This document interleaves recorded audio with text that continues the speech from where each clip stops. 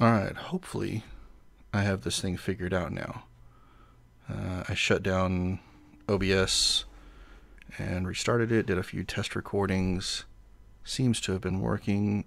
I'm going to, however, check my stream to make sure that it's working. Much fucking better. Okay, now that we have that fixed, let's get the audio, make sure that the desktop audio is up and going. I don't know what the levels are going to be looking like yet. I usually will do all the mixing and stuff afterwards. Alright, can take 3 be the one that works. Fingers crossed. Hi guys, welcome to the stream. Doing a little test here tonight. I want to do test some of the Steam controller that I got in about a week ago. Been kind of playing around with it and just kind of familiarizing myself with the settings and the layout and seeing how it works in several different games. Probably tonight, since it's now 12:30 in the morning, will be just the controller configuration. And excellent, now it's good. Thank you. Is it Ashkistism? Sorry if I'm saying that wrong. So yeah, I'll be going over the controller configuration and maybe demoing a quick game or two just to kind of show it off. But I'll be doing more of these over the weeks leading up to the actual controller's release to the public, taking suggestions, which games you'd like to see, preferably stuff that's in my library already. If not, I will see what I can do about acquiring that. But yeah, so without too much more, let's go ahead and get this started. Switch the camera back on here. Alright. So, this is the Steam controller. You've probably seen a couple of videos at GDC, things like that, where they're kind of showing it off a little bit. But just wanted to kind of get it a little bit more of a close-up, focus on it, kind of see what everything looks like and how it differs from the original one. So, let's move the keyboard out of the way because it's annoying me. And yeah. So, as you can see, as you can see, the controller's gotten a little bit smaller. Let's focus here. There we go. Controller's gotten a little bit smaller. Probably about a quarter to a half inch. Yeah, probably about a quarter inch on each side. So the width is still about the same. It's just the width, the thickness is about the same. It's the width that's gotten a little bit less. So one of the things that I noticed immediately is on the original one, it kind of fits perfectly in my hands. My hands are a little bit bigger, so it kind of fits perfectly, kind of cradled. And you can see my thumbs rest on the center of the pads here. On the new one, it does mostly the same, but the cradling, you actually see how my thumbs are kind of on the edges of the pads. What I found is just turning my wrist just a little slightly bit puts them right in the right position. So I'm thinking, and you can also see that it is curved, so it looks like they were kind of going for the same deal. They want your hands to be kind of more relaxed instead of inward, more relaxed this way. So anyways, other changes from the original. We now have the A, B, X, and Y buttons are actually in a more traditional diamond shape. These 4 buttons are gone. However, the actual configuration, the actual functionality of these 4 buttons is not gone. And I'll get over that in the actual controller. What they have been is basically moved to the pad here. And you may be thinking, well, how would they be moved to the pad there when you had the pad here already? Basically, on the original controller, this pad was essentially always for movement in the games. So like in a first-person shooter, this would always be like your WASD and then your mouse over here. And then you would have these 4 buttons as what you would use on like a directional pad on a regular controller. Now you have the stick that you can use for your movement. So that's your WASD. And you now have a traditional directional controller that you can set up like you would on a Xbox 360 or whatever. So that's kind of where I think that these keys have been moved down to here. Otherwise, the differences are, as you can see on the original controller, get a little bit of light on it, you have these ridges that helped you kind of orient where your fingers were. So you could tell, like, if you feel the full circle right here in the center, you know you're at the center of the pad. If you feel just part of the ridge, you know you're further out towards the edge of the pad. The new one, on the left pad, you have your little indentions for your D-pad, so that makes it nice to tell exactly where you're at. But on the right, it's perfectly smooth.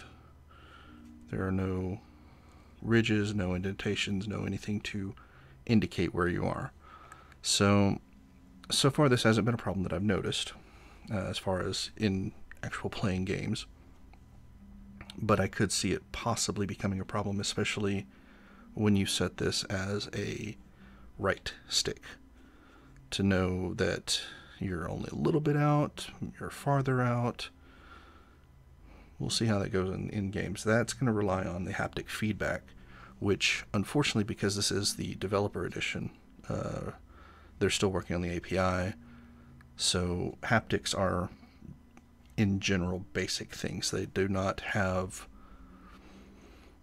what's the word I'm looking for? They don't have the high definition haptics that they're talking about, where, like on a thumbstick, where it would say, okay, slow pulses in the center to tell you that you're at the center of the pad, faster pulses at the edges to tell you that you've moved your finger to the edge of the pad.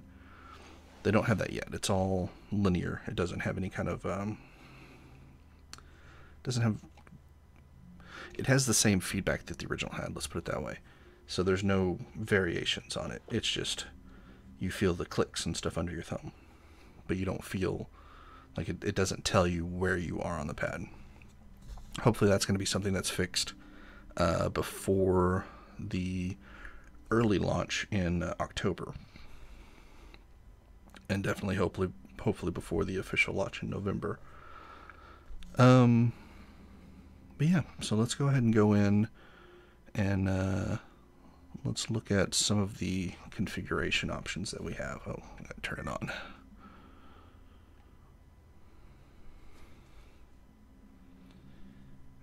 Actually, you know what? I am going to show you something. Oh, crap. Wrong button. I'm going to turn off the controller. Turn off. There we go. So, I was going to show, as you can see, games like 11th Hour. Hold on, I'm going to go over here. 7th Guest. They're only showing the little keyboard icon because that's the only thing that the game actually uses. Other games, I think, yeah, see that one has the full controller icon. So it's telling you it can work with a full controller. This one's telling you it's only meant for keyboard. But when you turn on the gamepad, you see that it changes to partial controller support. And that's because the Steam Pad, because it can act as a keyboard and mouse, will work with any game that you have in Steam, and that includes non-Steam games. Anything that you add to your library can be used with the Steam controller, and that will be one of the things that I demo here in a little bit. But let's go into the configuration so we can go over the options, and then maybe quick demo a game or something. So to set up your controller, you'll do it on a per game basis. So some games like this one with full controller support, you would probably go in, manage your game, configure controller, and you would want to browse templates and use, since it already has full gamepad support, choose a generic gamepad. So now you can see this one's joystick here, your A, B, and X, Y buttons, your D-pad, you got your triggers, bumpers. These are mapped to additional buttons on the like the grips here, mapped to A button and X button.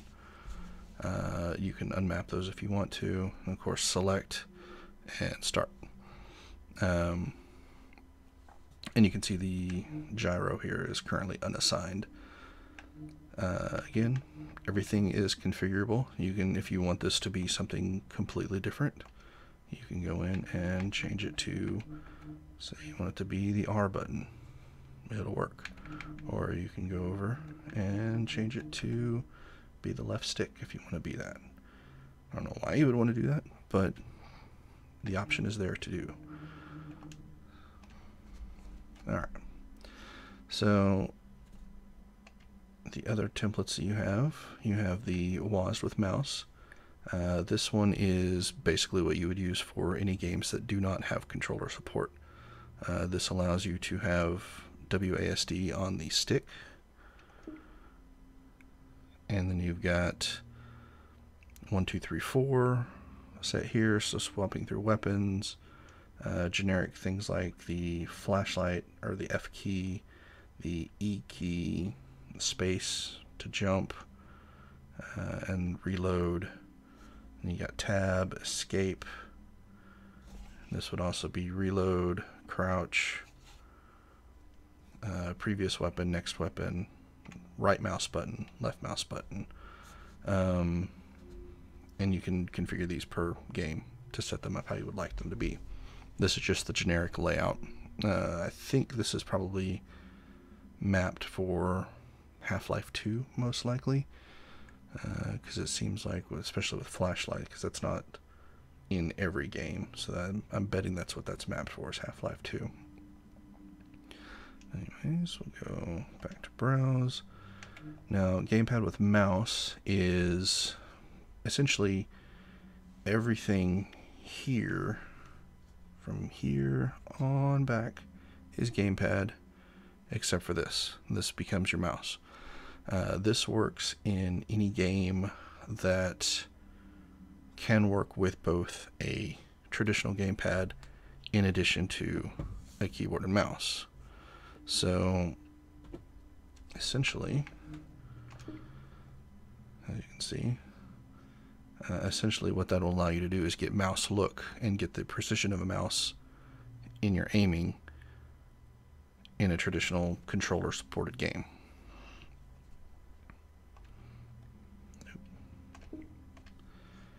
And then we've got mouse, which I actually haven't used for anything. So let's see what that does. Oh, that's all it is a mouse. Right and left click, mouse, and tab and escape. So that's literally all that this is a mouse. Okay. And then gamepad with joystick camera.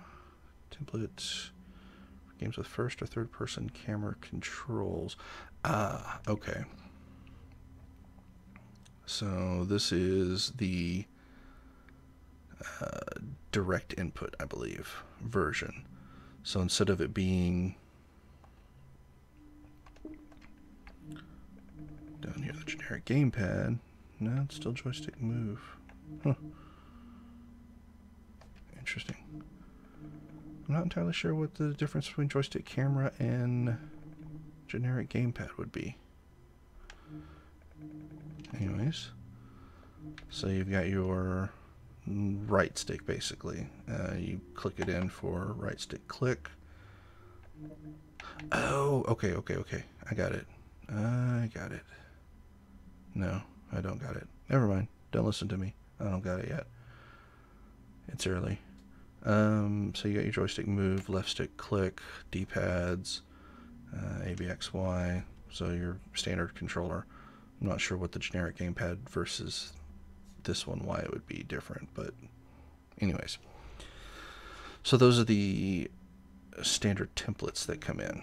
Now you notice that there's nothing else on this side here. So we'll go back. We'll go to a game that hopefully has, let's filter to installed so that I have a better idea of ones. What did I? Okay, so something like this game here. Go into configure controller. Nope, went to the templates as well. In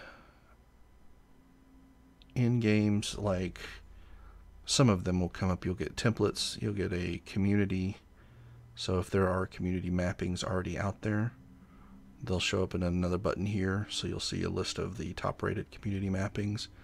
And then there will be a third one on some of them that are, I think, recommended. So if Valve has already chosen one, let's see, maybe this one.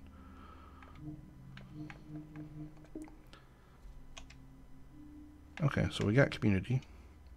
So you see gamepad tweaked, VMC Axiom Verge, tells you who created it and if they put any kind of description in it.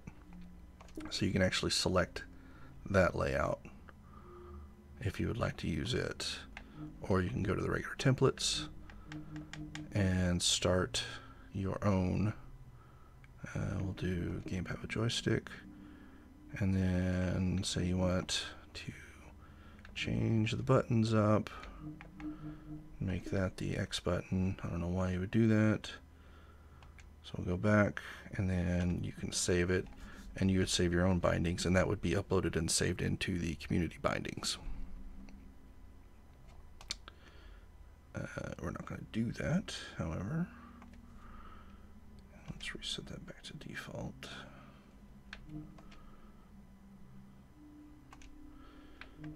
Being a pain in the ass. There we go. All right. So while we are, well, actually, I'll just go ahead and do that from here. Okay, so let's start with the WASD with mouse. And so now you can see here you've got your stick as your AWSD. You've got your basic buttons here on the button pad, and you can get in and change them to whatever you would like them to be.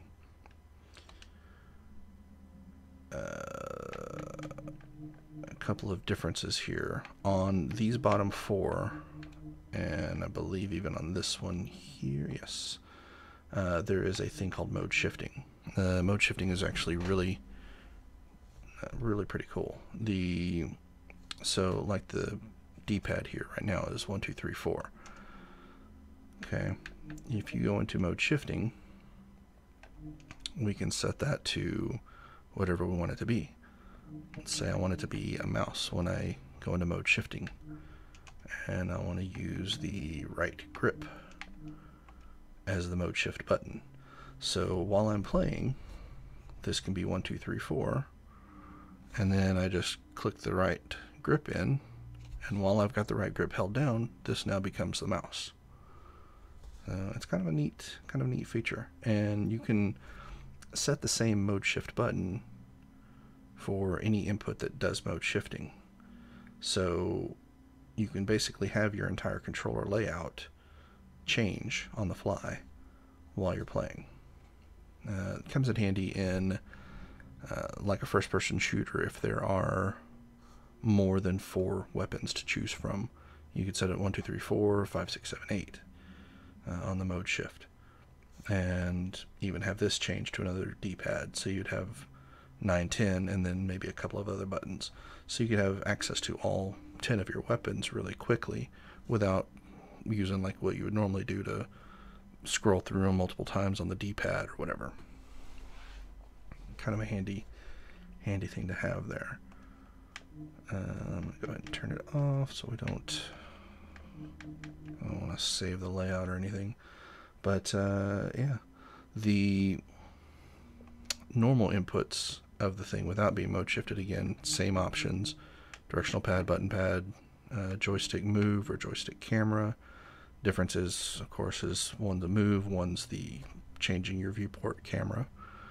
You can set it to mouse. Stick mouse is similar to the joystick, where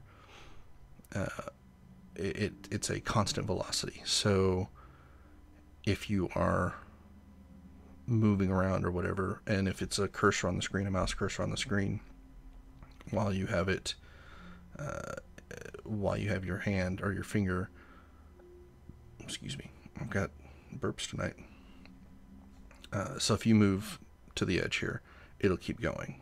Whereas in the normal mouse mode, if you move to the edge and stop, the mouse will stop. If you flick it, it'll go and work like a trackball.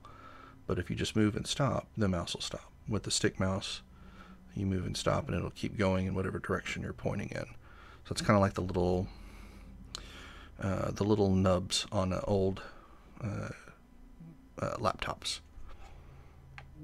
And then the scroll wheel is kind of self-explanatory. It's a scroll wheel. You can scroll up and down quickly through websites, or if your previous and next weapon in a shooter that you're in is a scroll wheel, you can flick through it and be able to quickly choose which weapon you want it to be. So we'll do the directional input for right now, or directional pad. The requires click means that you have to actually click it down to activate the 4 buttons. You can turn that off, and what that will do is basically the way that it was on the original one, where all you had to do was just tap it and you would get the input on whichever direction you were in. I'll set that here for now because I'll be going back to it. This kind of comes in handy by being able to do click binding. So if you have this requires click off, then you can tap in these 4 inputs. And you can do click binding and set it as a 5th input. So when you actually click down, it becomes another option. So you would have like 5 options here instead of 4. If you have requires click on, you can still set the click binding, but now it'll send both inputs. So like say you set your click binding to we'll do shift. Well, I don't know, we'll just do that for now. So now if I click it in, now I'm sending shift 1, shift 2, shift 3, shift 4. And I'll remove that. But if I do click off, I don't know why I removed that now. Now I'm sending 1, 2, 3, 4, or I'm sending shift when I press it down and click it in fully.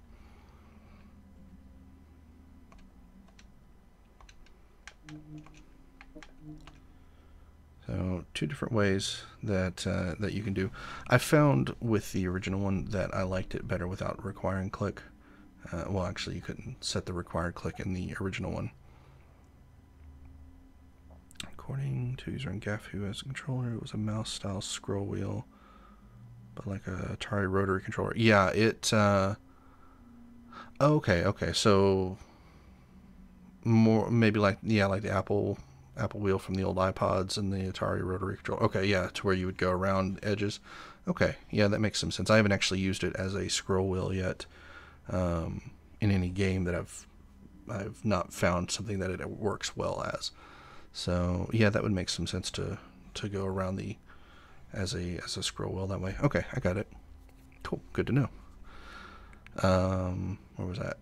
Okay, so yeah, in the original one, I I liked that it was taps, and because that allowed you to very quickly input things. And so, like in a say a fighting game or whatever, I could be in the center of the pad and very quickly enter movements just by sliding around. Now, if you do the requires click, you would have to click down. I mean, you can still do this in a fighting game, but to me, the action of actually clicking in makes it a little less precise. So in a fighting game, I would use requires click off and be able to quickly input stuff. In a game like Borderlands, where you have 4 weapons that you can select, I'd probably do require click on. That way I don't accidentally tap it and select a weapon. I would actually have to click to force myself, or not force myself, but to save myself from myself, let's put it that way. On the overlap directions, what that basically does is takes the up, down, left, right, and then allows you to blend the diagonals into it. So it would be like up, right, right, down, down, left, and left, up. And in a movement or a camera, that's a good thing to have. But in your menus, if you're only using it, like say again, another example with Borderlands, since you only need those 4, if you're not looking at the D-pad and you accidentally hit a little bit into a diagonal and you're trying to go right, but you're a little bit closer to up, it will activate up. With the overlap directions, it may choose one or the other. If you turn overlap directions off, then whichever one you're closest to is the one that will definitely be activated. So that's good for situations like where you only have 4 inputs that you need to do, like the menu. Got an itch, sorry. And the last option here was the analog emulation. This one is kind of buggy as crap right now. Basically what it does is in a diagonal direction, it gives you a little bit of up and then a little bit of right and then a little bit of up and a little bit of right. So your movement kind of becomes this little jaggedy movement instead of a smooth line. So I would say don't use the analog emulation for right now. But if they can figure that out and get it working to where it's not so jittery, could be kind of neat to have, because it would be in games that don't support analog control, it basically fakes an analog control, and that could be handy if they can get it smoothed out. The left side is, or the right side is where things get kind of interesting, and I already talked a little bit about the mode shifting. Right now the haptics intensity, you only have low, medium, high, or turn it off completely, and that basically just increases the bumps that you feel while you're moving your thumbs around. Since the API is not actually out yet and they're still working on it actively, there aren't any games that support the Steam controller API specifically. So in like if this is an analog stick, that it's not going to tell you where you are along the stick. It will just, as you're moving along, you'll just feel the little bumps and stuff as you're moving around, but you're not going to get ranges of intensity to tell you that you're closer to the center or closer to the edge. This is something that should be fixed by the October release. Definitely should be fixed by the November release. And we'll see if there are any games that are in the works that are basically waiting to get updates sent out once the controllers are available and ready to go. The dead zone is essentially same thing as an analog stick dead zone. It's excuse me, the point from the center of the pad where there is no input at all. So like right now it's kind of set a little bit high, so it's basically saying this circle here in the center, basically where the points kind of hit from the D-pad, it's saying that this is the dead zone, and then anything outside of this dead zone gets your input. You can change that. You can say I don't want any dead zone at all, and it will already start sending input while you're here in the direct center of the pad. Or you can go the opposite direction and say I only want it to input stuff if I'm at the very edge of the pad. I like to keep the dead zone either here or completely off, depending on the game. For a fighting game, I'll usually turn it completely off, and that way, again, I get the quick movements and I can stay in tight to the center to get my inputs in quickly, and then I can move out. So like if I wanted to do like a fireball or whatever in Street Fighter, excuse me, I can make sure that I'm doing it properly by going out to the edge. So I know I'm pressing left and I'm sliding to the right, doing my fireball. On a normal D-pad, controller showcase, my thumbs, as you can see, take up the entire D-pad, and essentially what I find myself doing, unless it's on an older, like a Nintendo D-pad where the D-pad's much bigger, I find myself in complex combos on fighting games. If I want to go and I want to stop on the down right, say for instance, and I'm going really quickly, my intention is to stop down right, but because my thumb is much larger, I may end up hitting the right, and that'll screw up the combo. How's the rumble?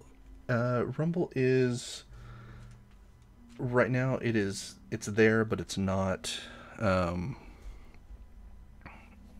implemented in any games specifically. The rumble actually kind of comes from the gyro in the center here. So if you actually activate the gyro, it will rumble the whole pad.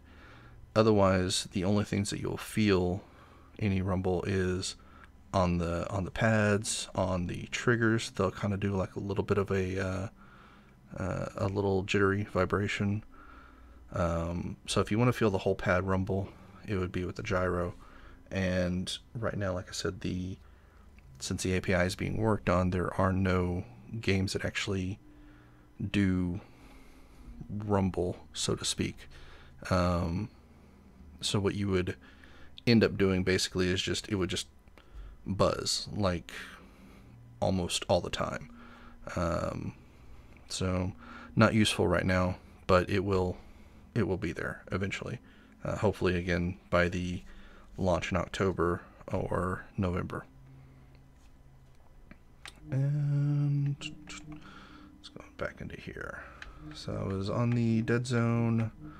And yeah, so as I was saying, with the fighting pads, now with this having more room, I can make sure that I'm inputting the combos exactly as I need to put them in. So I like having the wider surface to be able to do that. And now the advanced settings. This actually, as you can see, the controller has turbo modes now. essentially what that does is auto repeat. So if you, like these are 1, 2, 3, 4, if you just hold it there, it will hit 1, and then 1 again, and then 1 again, and 1 again, and it'll keep doing it. Like I said, the repeat interval is how fast you do it. So you can make it a very slow repeat or a very fast repeat. And the only time that I can think of this being useful is fighting games. Now there are obviously other reasons for it to be useful. Going back to the Borderlands example, putting repeat on the trigger, so when you get the style of guns that fire as fast as you can pull the trigger, you can just hold the trigger in and set your repeat to a high interval, and it will fire the weapon as fast as it can. So I can see that being handy in a fighting game like Street Fighter. On the Super Nintendo controller, I used to have one that was a third party, and it actually had switches on the controller that would activate the turbo for individual buttons. And so I would play with Blanca or Chun-Li or E Honda, and they have these moves where you have to rapidly hit a button, and it will, like for Blanca, he has his electricity. So you rapidly hit the button, and he'll start doing his electricity. With the turbo turned on, you just hold the button, it starts doing his electricity immediately, basically. So they kind of became monsters. And my friends always hated me when I would pull out that controller. I'm sorry, I got to get a drink here.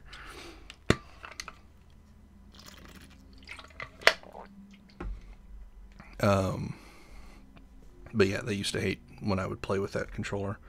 And actually, we started doing house rules where that controller was kind of banned. But now it is available here. So I'm not entirely sure what this key is pressed in milliseconds. Oh, okay. Yeah. So this applies to the overlap analog emulation. So if you have that set, you can change the interval that the key is pressed and percentage of the pulse time that the key is held down. What? Yeah. This may be their way to fix the jittery movement, is just fine-tuning these adjustments until whatever game you're using that you're doing the analog emulation in, until it makes it smooth. We'll see. I'll be doing some testing on, like I said, various games to find out what a lot of these settings do that are brand new settings. So something like the outer ring binding has always been there even on the original controller. And basically, well, let's just use it for an example. On the original controller, I would have like my WASD here, and I would set the I would set the outer ring binding to be something like shift. So like in a traditional FPS, shift is like your sprint key. So I would have WASD, and then it would be on the outer ring that would apply a shift binding to it. So I could be walking forward, move a little bit more, and it would actually shift, so I'd start sprinting forward.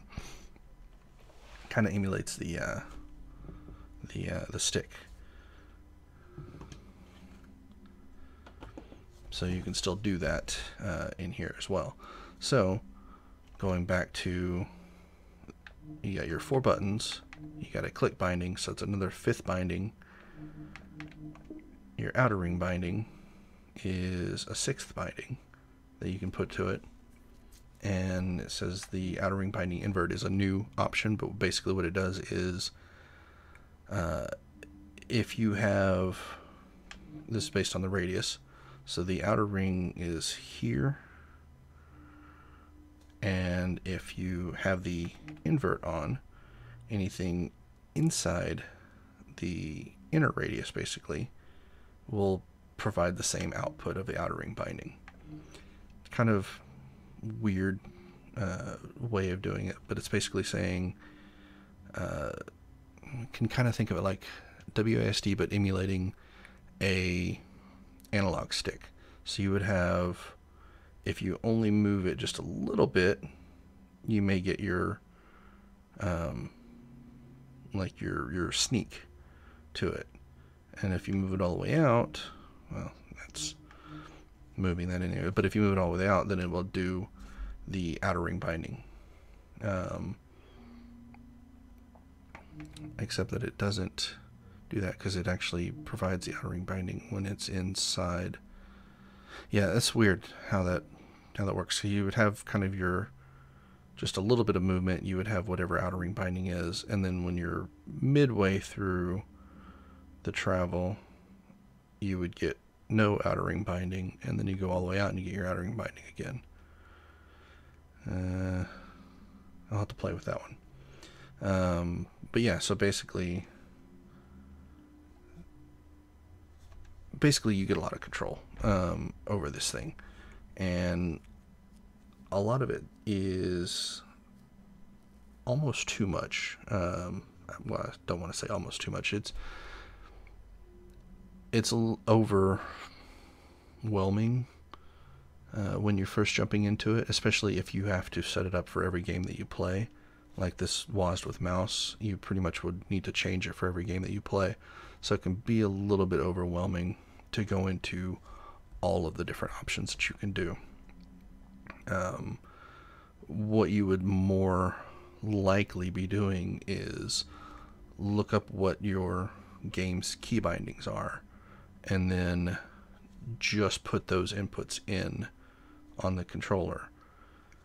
Then as you get more comfortable with it, then you can start doing the more advanced things like mode shifting to add more key bindings in, or changing outer ring bindings and turbo modes and things like that. So you would basically kind of stick to the basics at first, use the WASD with mouse, and then customize it to the game. Most games, especially most games that have come out in the last 10 years, don't really have more than the buttons that are available here for the majority of your necessary movement. Excuse me. It may have some bindings that don't that would only be on the keyboard, but you don't really use them very often. So you can get them on the controller by doing either the mode shifting or using these as Control and Alt, and making it to have Control 1, Control 2, Control 3, Control 4, for instance, or Alt 1, 2, 3, 4, or Control and Alt 1, 2, 3, 4. So you can get a bunch of different bindings that way. But like I said, starting out, keep it simple.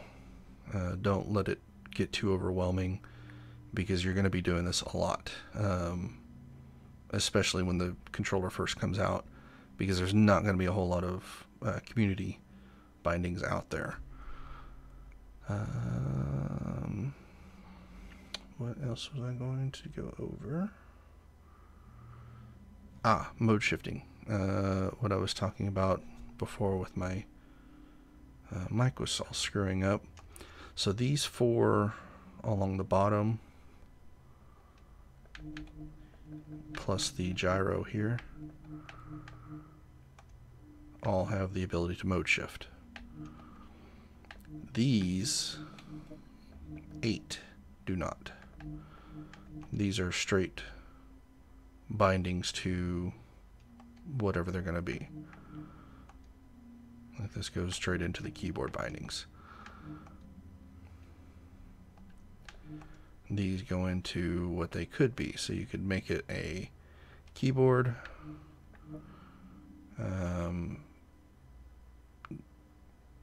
What is the trigger threshold binding is, oh yeah. So if this is basically saying when you are only partially on here, because this is an analog trigger, so if you are only partially pushing it, it's sending the binding. You can set the click binding to be a second input, so when you actually click down, it will send that second input. So like in a game, if you have iron sights or something, instead of assigning iron sights to the left trigger, so that you have to do left trigger and right trigger to fire, you can put your iron sights on the threshold binding. So as you just hold it down, you get your iron sights, and then you click to fire. So that allows you to set something else to the left trigger. Again, allowing you now to have more free buttons to assign to different games or different inputs. The trigger analog output is essentially like for a racing game. If you turn it on,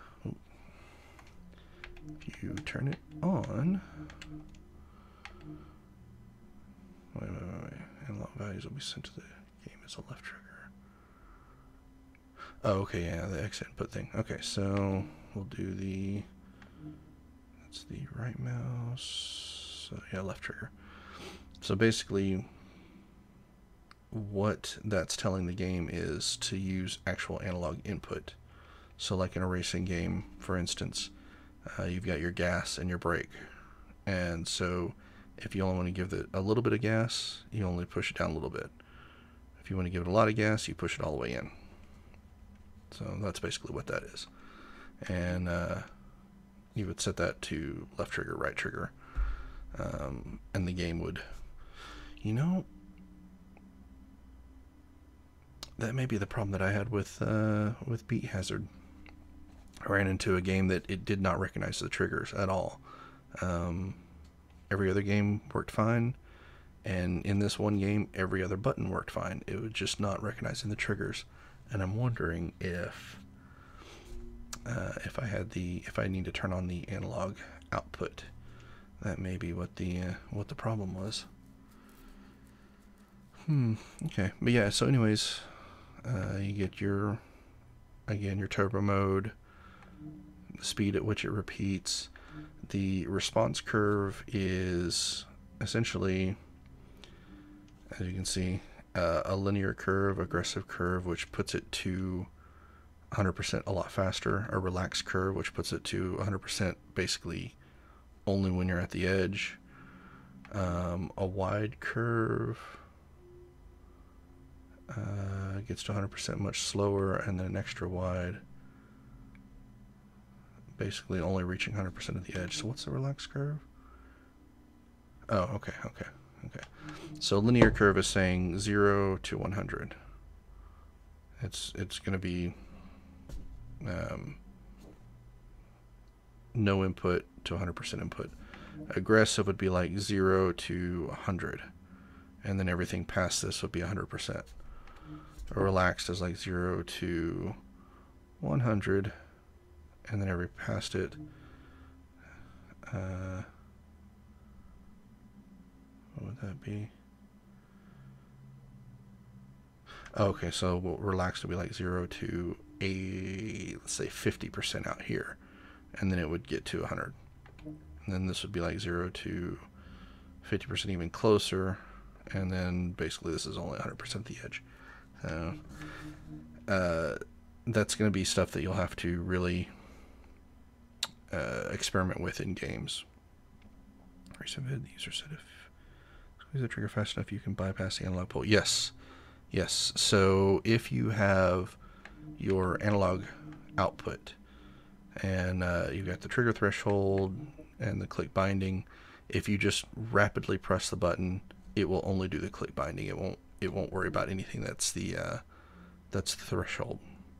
So yeah, that was think that was Krejulk from NeoGAF that was doing Borderlands 2, I believe. No, that wasn't Krejulk, but I do know that video. Yes, but yes, that is correct. If you rapidly press the button, it will only do the trigger click binding and not the analog binding as well.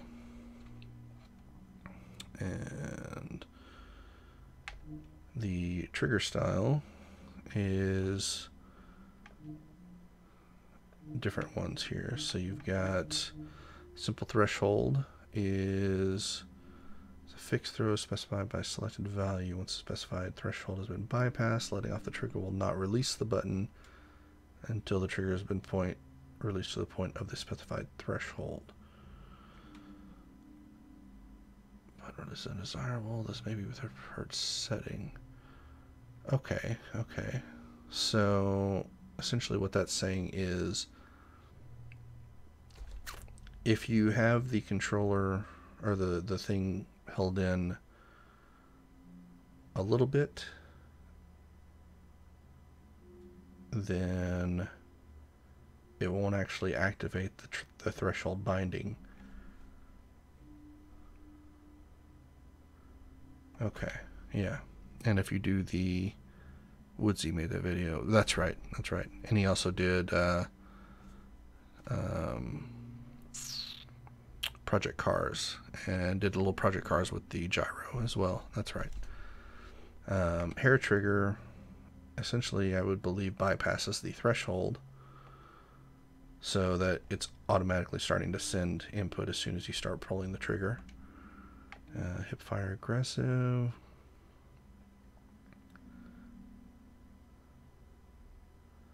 Okay, so this is the one that Woodsy was probably using in his Borderlands 2. And aggressive, normal, and relaxed. So this is basically what you would use for rapidly pressing the trigger to bypass the threshold bindings. And you've got your different curves, aggressive, normal, or relaxed. Okay, so yeah, all this stuff is gonna require some experimenting in games to figure out where things need to be based on game to game.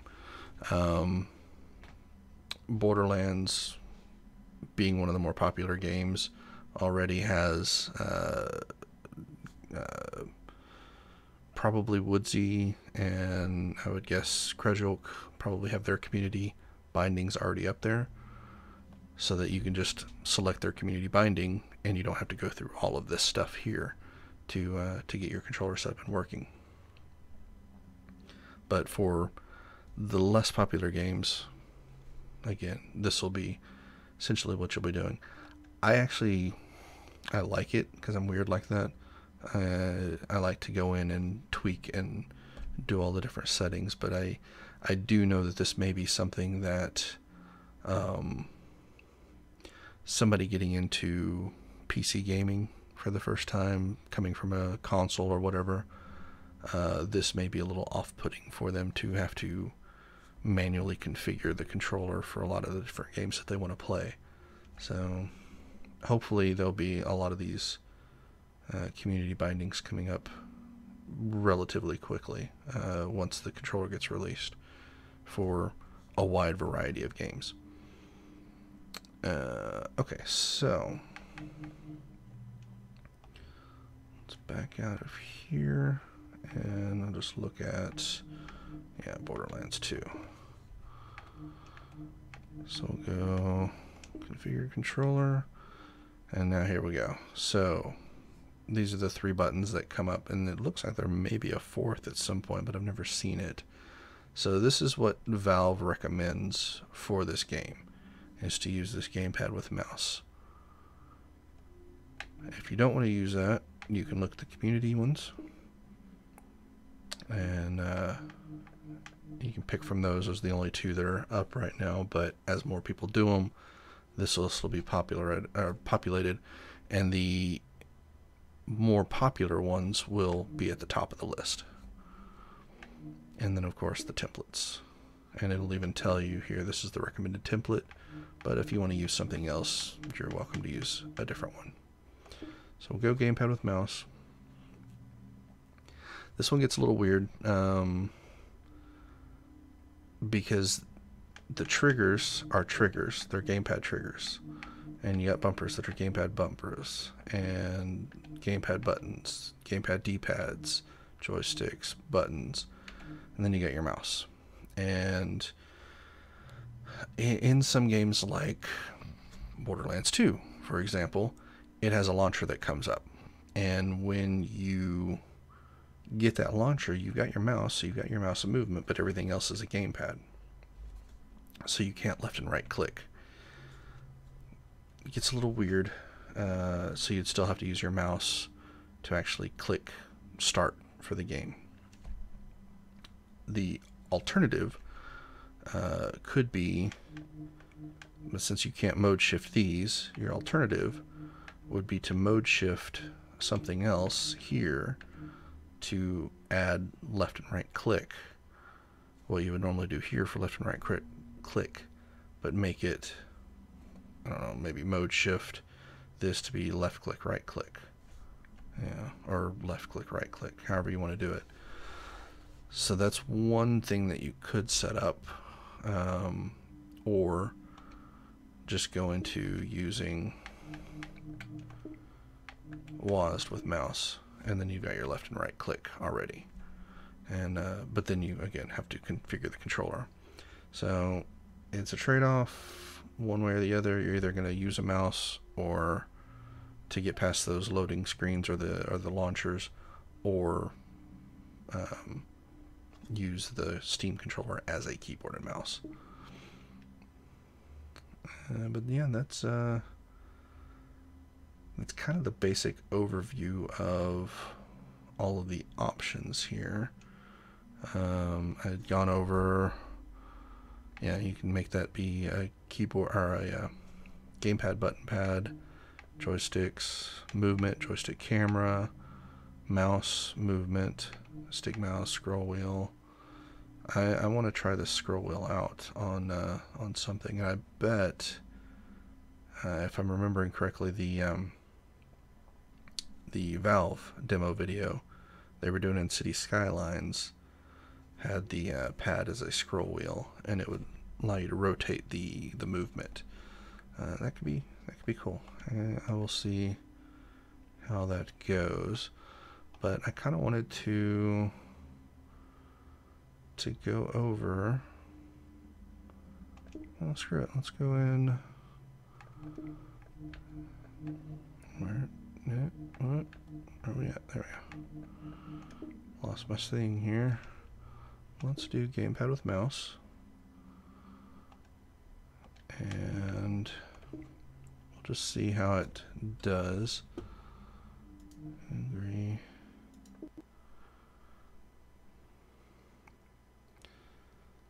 Yeah, I recently reinstalled my computer, so all these things have to go through and do them again. Hey.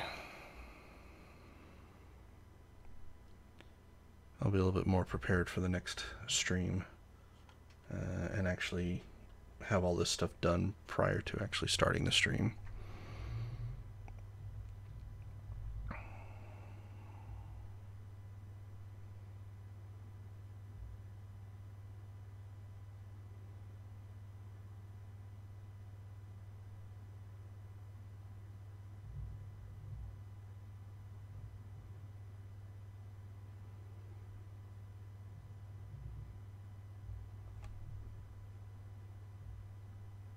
Come on.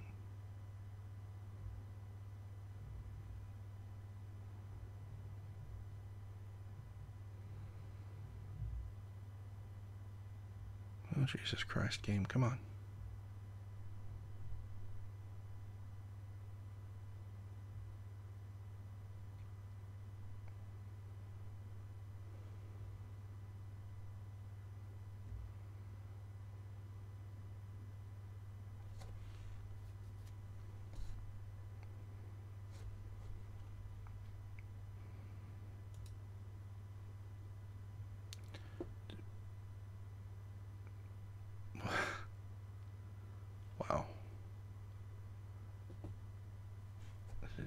shut down Steam? Yeah, it shut down Steam. What the hell?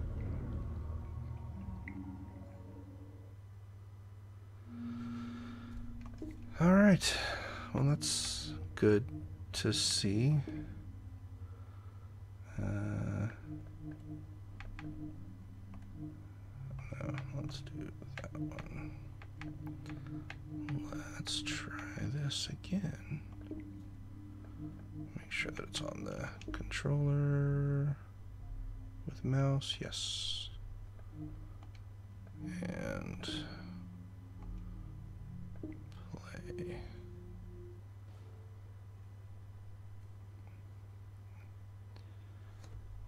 Okay.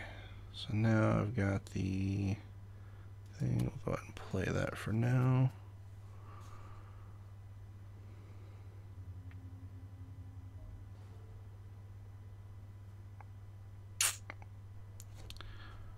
Okay.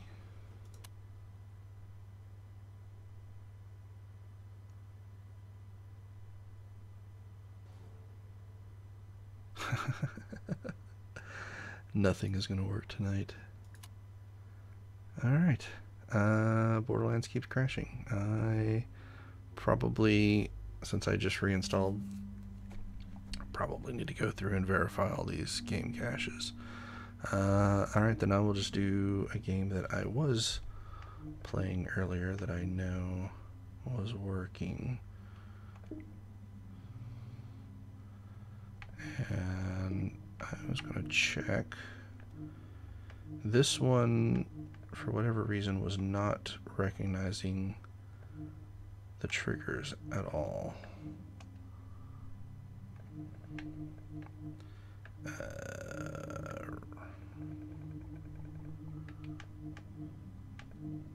Oops. Oh, you gotta be kidding me. Screw it. There we go.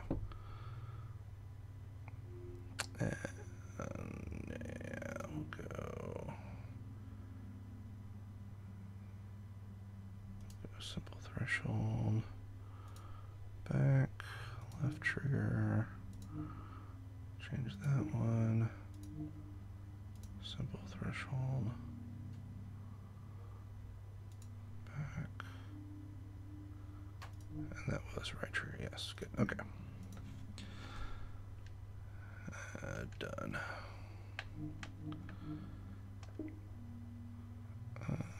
Play view hazard.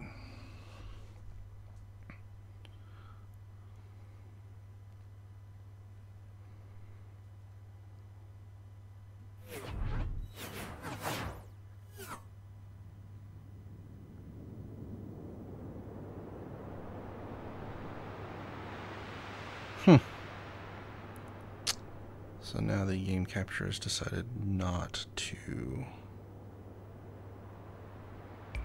pick up my game. Fantastic. Alright. What the hell is going wrong?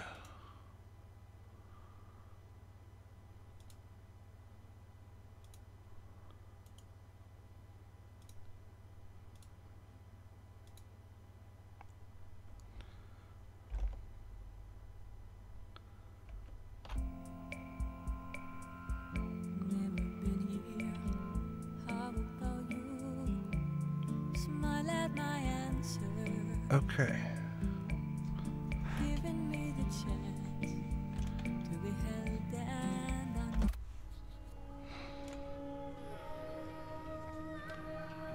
I need to not have licensed music. Okay, that'll probably be okay. Oh, Jesus.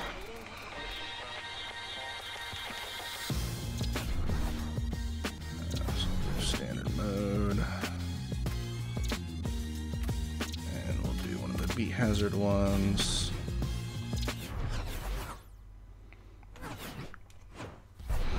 So now this is a traditional twin stick.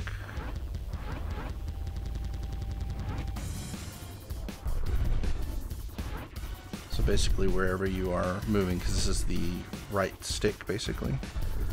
So wherever you point is where you're going to fire. Basic, simple controls. Since it does not recognize the triggers, however, when I want to do like the super bombs or the lasers, or there's little mini missiles that you can get, I had to change those to different inputs. Let's get rid of those.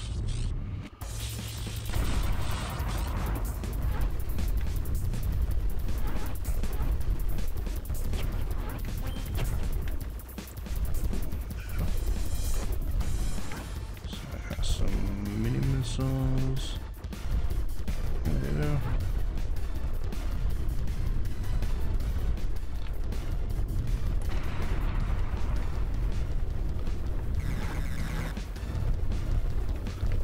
Hopefully this frame rate is not fucked up. It looks like it's going very slow because I'm in a full screen game. So everything that is not on this screen is looking really choppy to me, and I'm hoping, wow, I'm hoping that it's not coming through on the stream that way. I'm hoping it's just what I'm seeing. Wrong one. Yeah. So I'm playing horrible because I'm looking at the stream and I'm looking at the screen and I'm getting all kinds of fucked up. Oh shit. So yeah.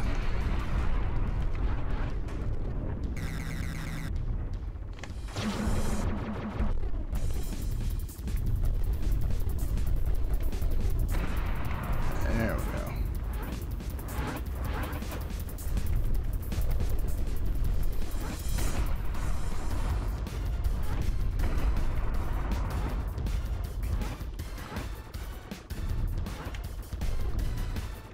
I'll be honest, I do not know how people that do this for like a living can actually pay attention to what's going on the screen and the stream at the same time.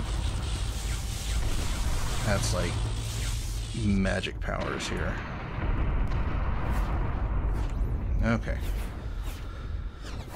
So, as you can see, it works as a, oh yeah, it's dropping frames like crazy. I printed a report in 3 days.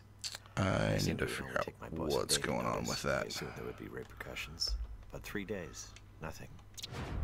I eat at my desk. This half a bagel is from yesterday. No one cares. Back. When I started as a temp, I didn't expect to be here 2 years. So, My African pilot is dead. I didn't want it. oh, come on. Oy, okay. I gotta figure that out. I'm going to be setting up more things to not be full screen. It looks like the stream is going pretty smooth though, so that's good. That's good. It doesn't look like it was screwing up. Hopefully we're all right. The only other game that I have that is, well, I've got a couple of them, but let's do a little bit of Alien versus Predator here. Is it going to pick it up? Yes. That should be scaling to this. There we go. So that should be scaling to the screen here.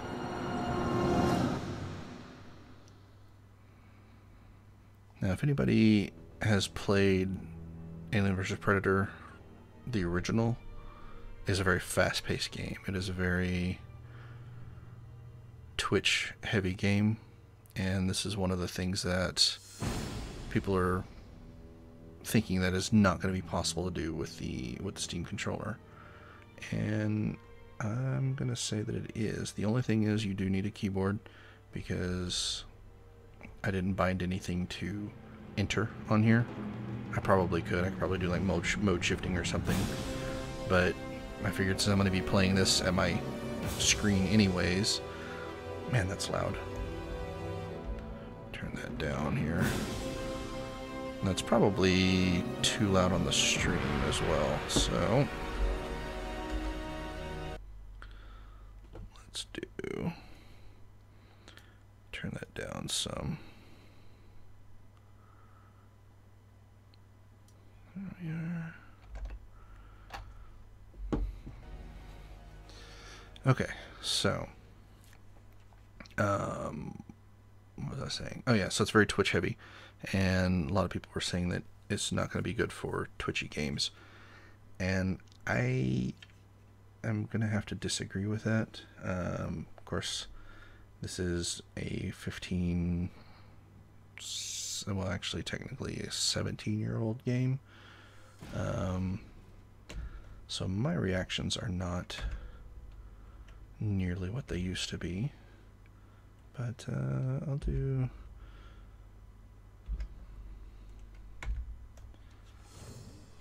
just see how it goes here. I normally play Alien, but that's probably nausea-inducing coming on a stream because the alien can climb walls and it's very... the screen is distorted. The FOV is a lot higher. So it becomes something that's probably not a good thing to actually stream.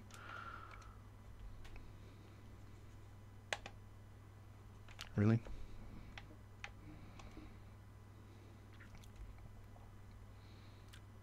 Okay.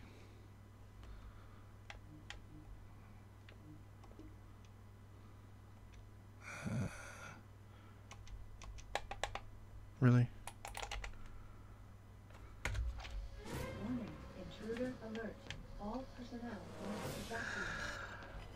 Oh my god.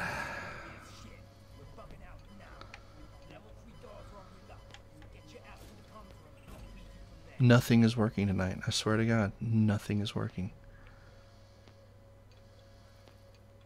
Okay. Let's...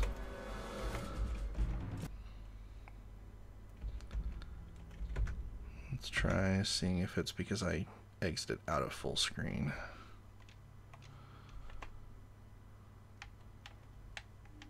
Wow, no, my controller is not working at all. Okay. Turn off.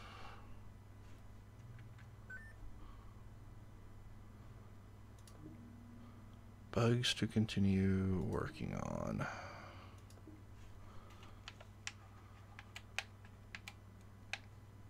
Really?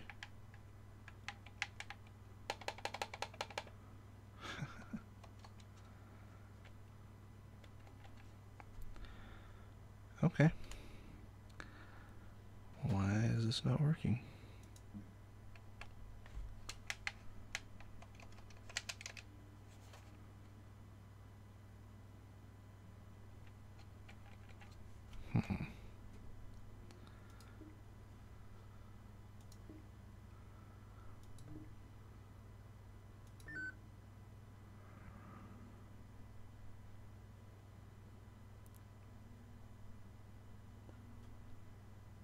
I basically picked the worst time to actually try to do any of this stuff. Let's turn to desktop.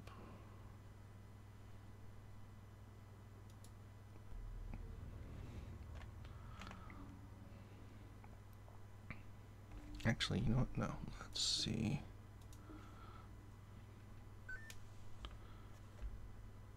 Let's see if this works. Okay, so that started up that. Okay, we're back to working. What the hell are you doing, controller? Ah, come on. Make sure that's all loaded. It is. Fingers crossed that this actually works. And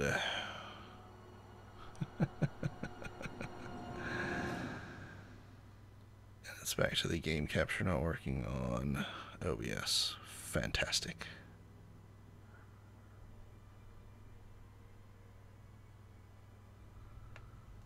All right.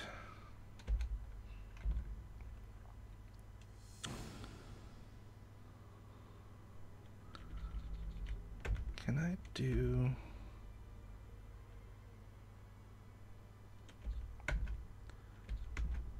Nope.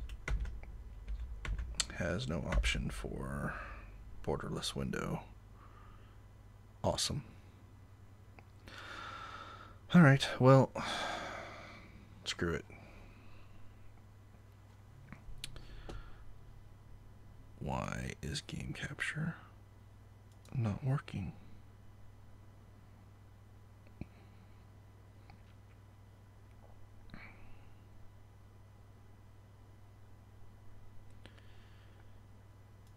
Multi-adapter is turned on.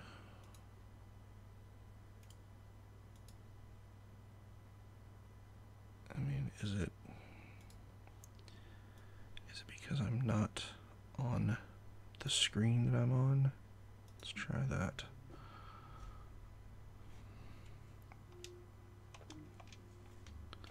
Let's see if that works.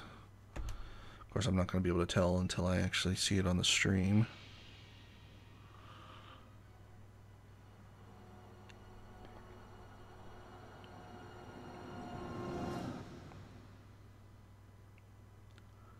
See if it actually pulls it up.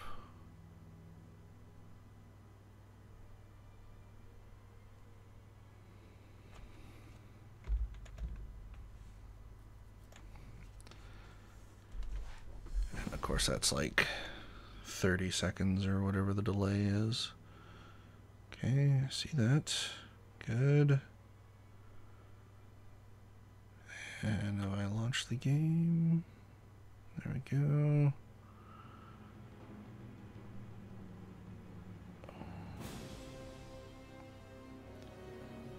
Is not picking up the game. Fantastic. So if it's not the controller messing up, beta hardware,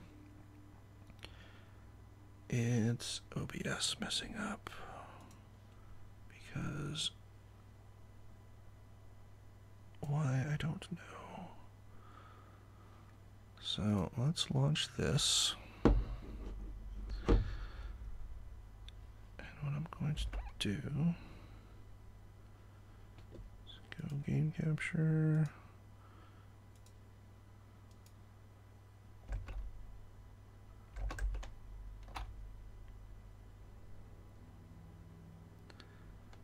That seems to catch it, but now I probably am not going to have the controller working. Let's see. Wait, controller worked there. Oh, maybe we can salvage this. Okay. So as you can see, there is basically no lag here.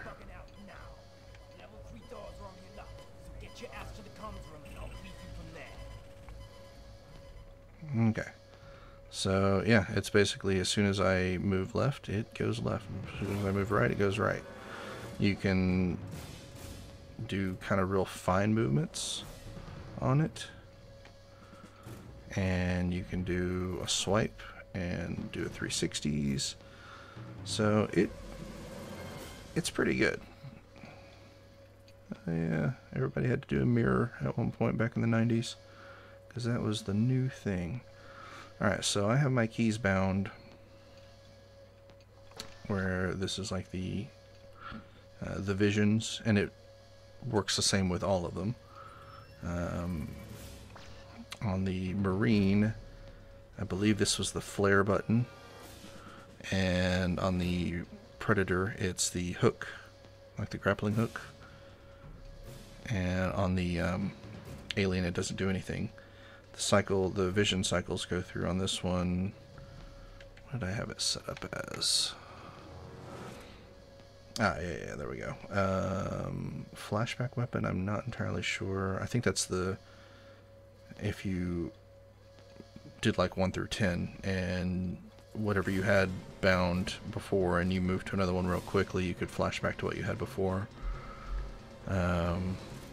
If you're on multiplayer, I've got Say, Mesh's History, Species Say, and Taunts. Use, I have bound to click,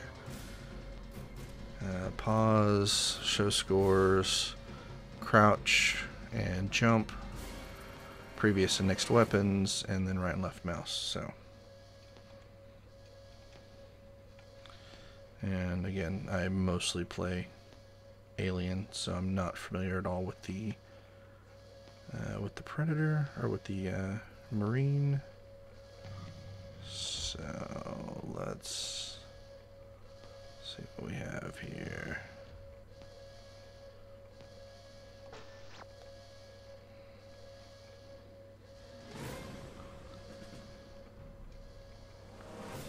God, it's so fast. My nearly 40-year-old reflexes are no longer any good. So what's this here? Access denied.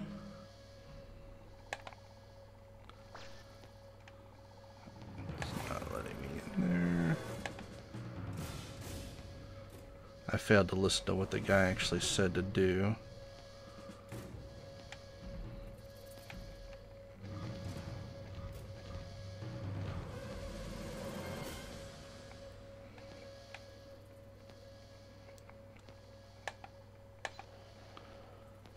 Case of emergency, break glass. That's what I'm trying to do. There we are.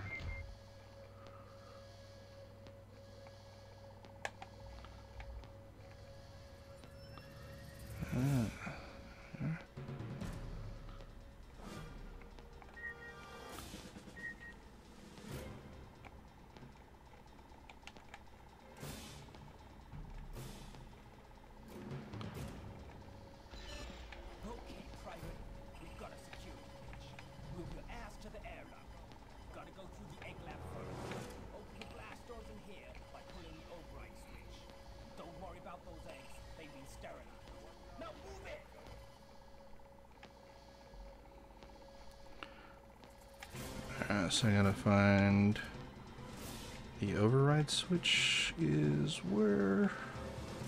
Ah, you. Blast on strike range.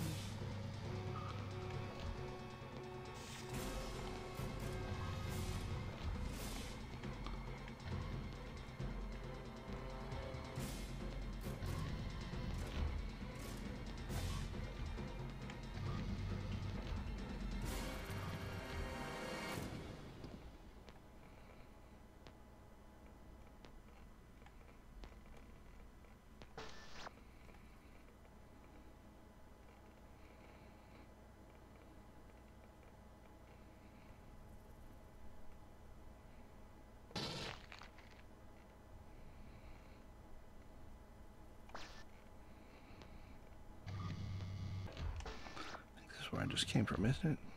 Yeah. Access denied. Yeah, okay. So...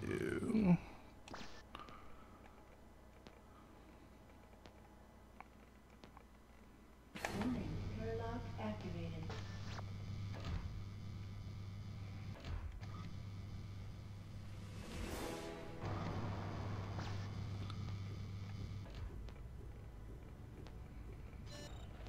Okay, proceed to the tunnels. Rendezvous with upstream at 3. There to start you at.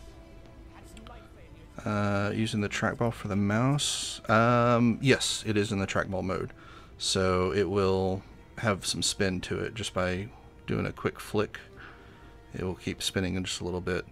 And you can actually configure that to have a little bit more rotation. You can change the friction on it. So if you want it to have almost no friction to where it'll spin basically freely, you can turn that down or turn it up so it only has just a little tiny bit of spin. The edge spin radius is, haven't actually seen it working yet. And this may be part of the thing that's still being worked on in the API, but essentially the way that it's described is when you get to like the edge of the mouse, whatever your radius is set at, it will continue to move kind of like an analog stick would do. So if you need it for something like strafing, circle strafing, you could have your edge spin radius to where it'll continue to move the mouse as if you were on like a mouse and keyboard, and strafing at the same time. So I haven't actually, like I said, seen it, unless that's what it is. That's probably why I haven't seen it working yet. Let me try this here. Let's just see what that does. Okay, we'll resume. So now, yep, so it continues to spin while I'm at the edge of the radius here. Ah, cool. I don't like it for FPS games, but that's cool that it does it.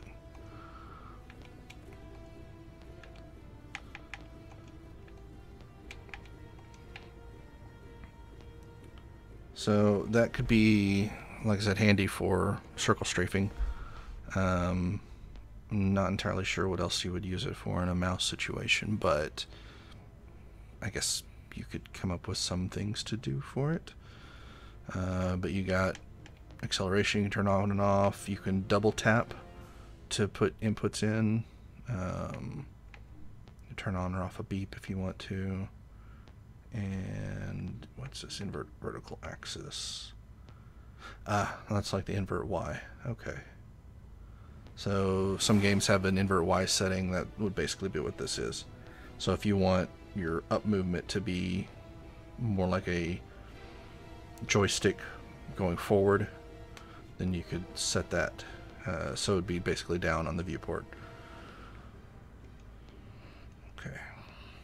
But yes, it is on trackball mode, and I'll show you what it looks like with it off. Okay, so the trackball mode, when I flicked it, it would spin, but see here it stops. So,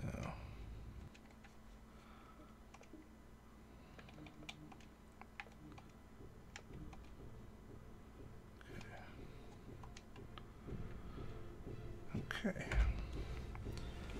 Alright, I got a feeling I'm going to meet some aliens here, because why not, you know? Yeah, oh yeah, definitely.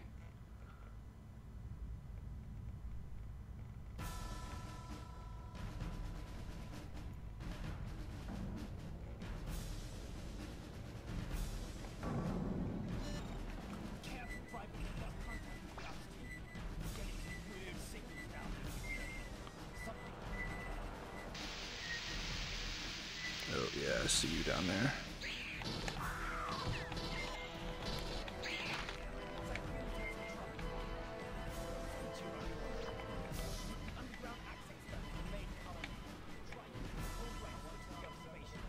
This is why I always played the alien and not the Marines, because I freaking hate the aliens.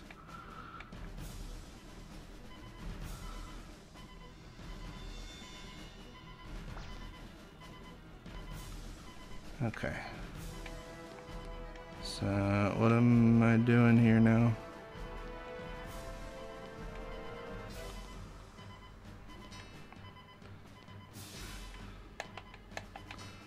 Nothing here. Oh.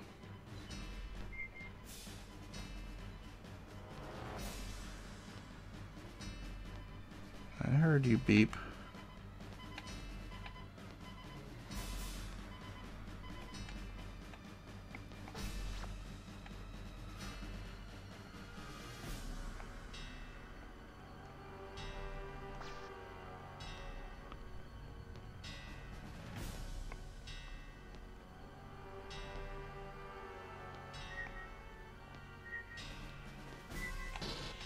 saw you in there.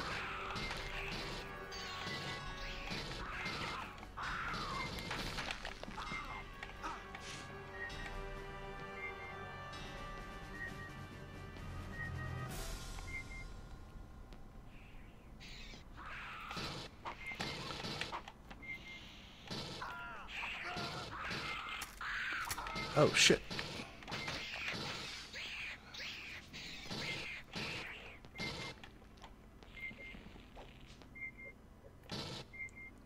Die, fucker. Okay. So yes, the aliens always freaked me out, and I always played as them, just so that I wouldn't have to deal with them. Oh, you fuck. Nope, nope. Oh, yeah. So yeah, I'm terrible at this game, because it's been about 15 years since I've actually played it. But it is possible to play twitchy games with it. You can change your sensitivity, make it move faster. I'll go in here. Get this in the screen again. So if you want to have really twitchy movement, you can set your sensitivity a bit higher. And we'll go. So you can see a lot more movement.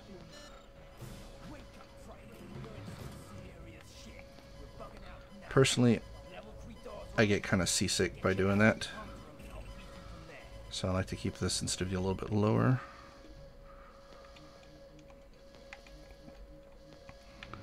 But you can get pretty extreme with it. I'll go all the way up.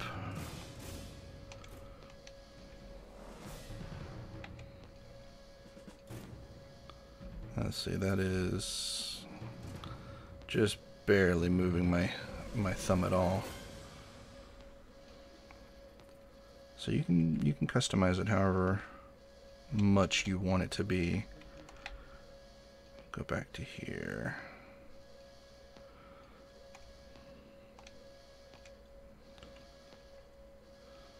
Okay, so yeah, that's more my speed, and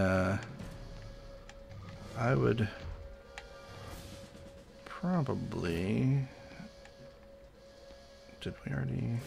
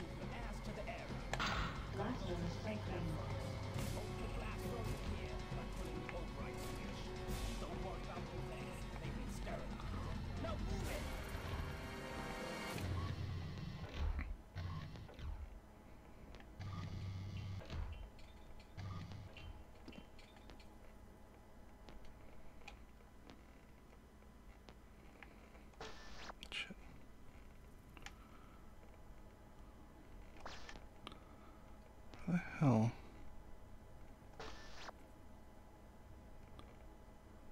am I going here?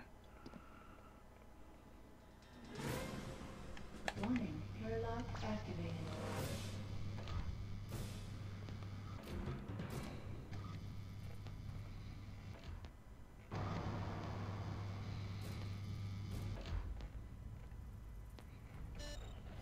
Okay, proceed through the tunnels and rendezvous with Ops Unit 3. There to start you at.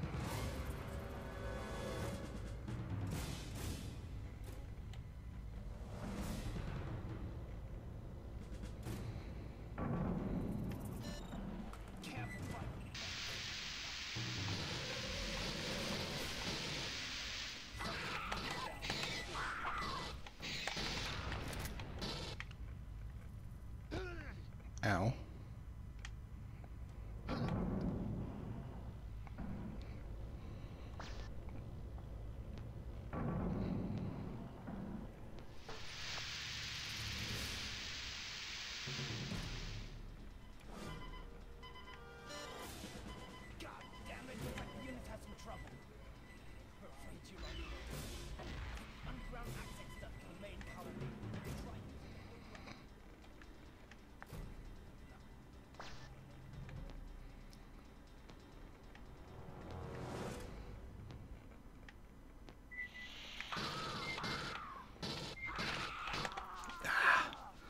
It's that acid blood too.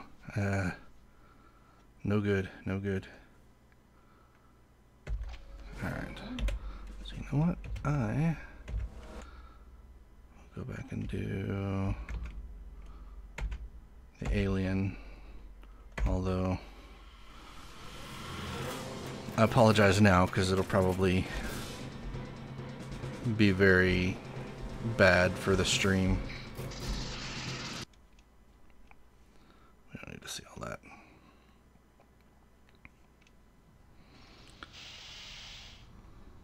So you can see the weird movement that it does, and it gets even worse when you crouch and you start going up on the ceilings and the walls, and it just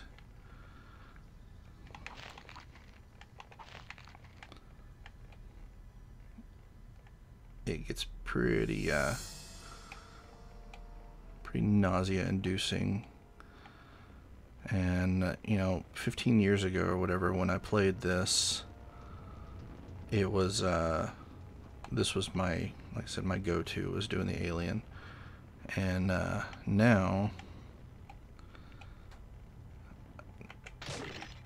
I am less inclined to do it because I played this for about an hour earlier today, and oh god, it's a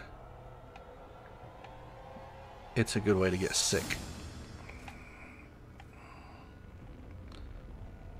You know, it was one thing, like I said, when I was 20 years old to do this. It was actually kind of fun, like seeing how crazy you could move along and do jumps through. There's some trick jumps that you can do that will basically spring you from where I'm at now basically all the way across the map, not only to where it's at there, but like down that hall, if there was no obstructions, of course. But you could basically fling yourself there in like less than a second.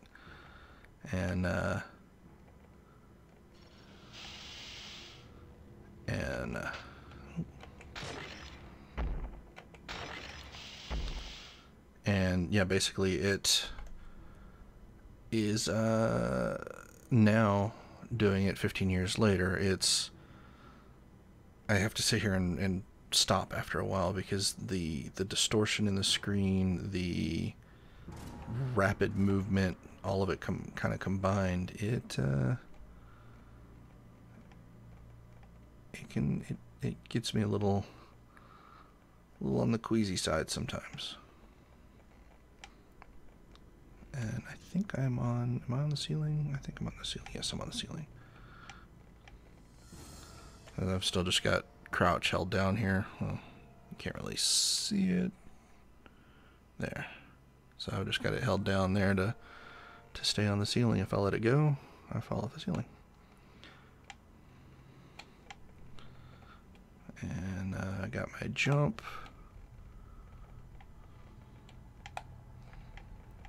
So yeah, yeah, the alien's a good way to make you want to hurl. Okay, let's see if I can remember where the Marines are.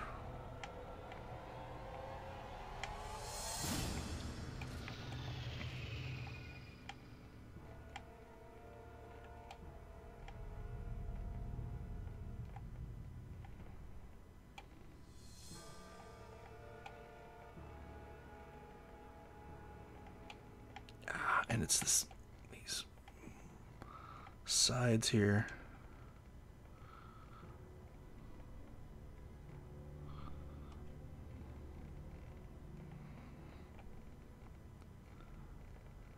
They can really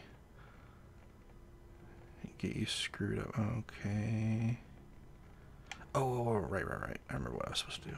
And back. Here we go.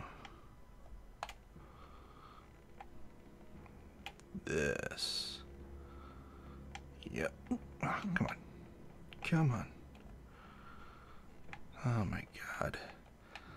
So this is not inherent to the controller. This is the game. There we go. it gets very, very glitchy trying to go around corners as the alien.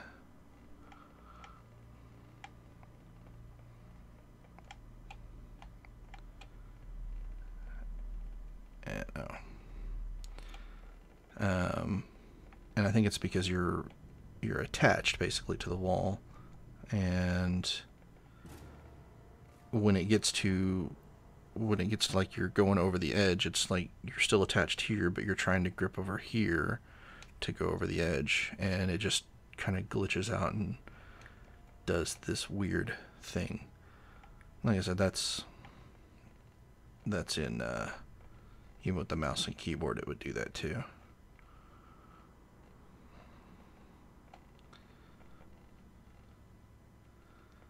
And just come on. End up kind of trying to look for alternate routes to not have to go over those little corners and stuff like that. Xenomorph intruder alert.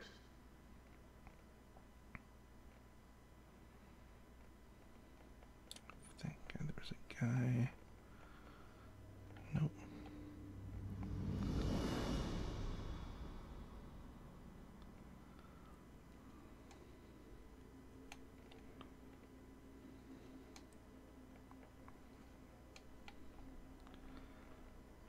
There he is.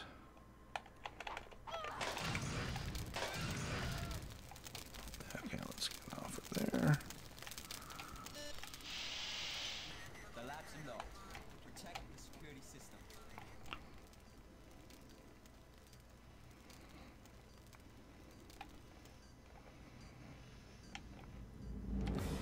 I know that there is a...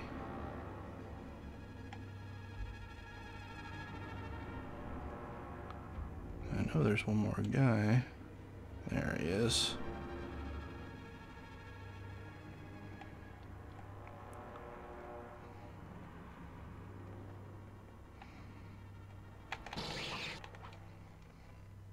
I think I got him. Nope.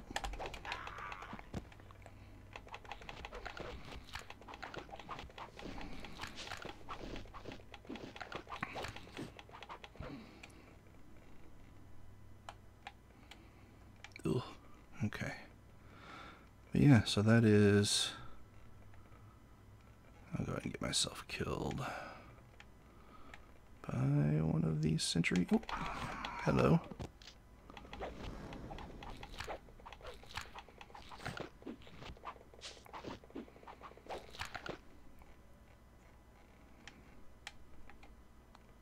There's a sentry gun somewhere.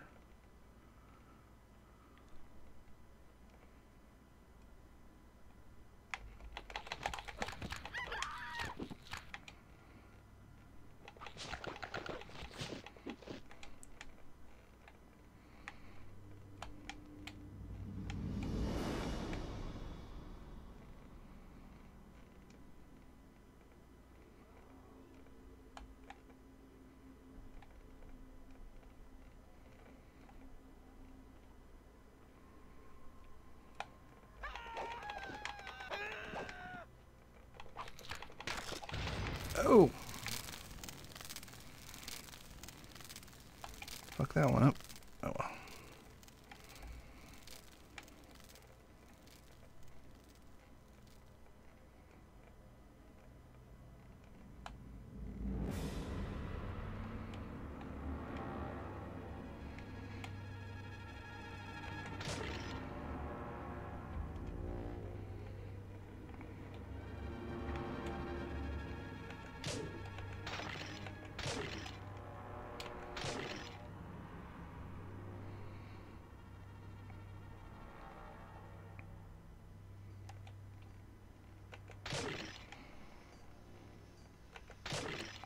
There's the sentry gun.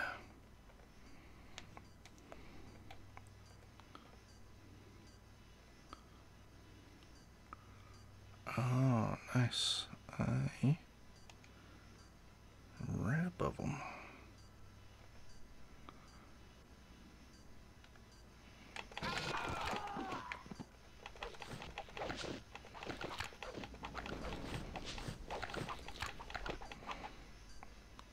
And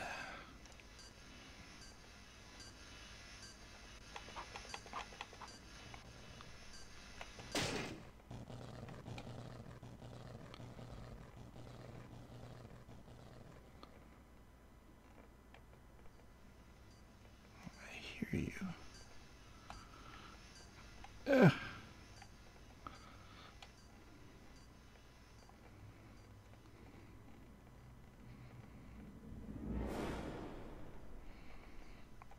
think that was the center area. Yes.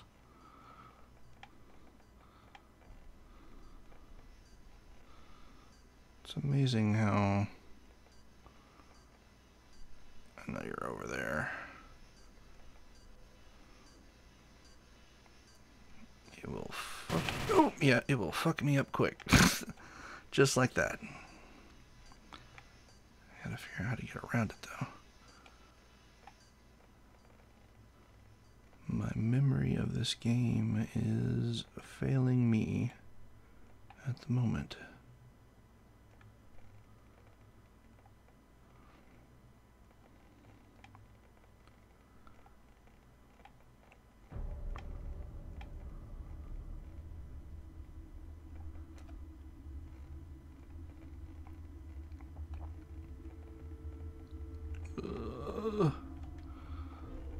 Oh.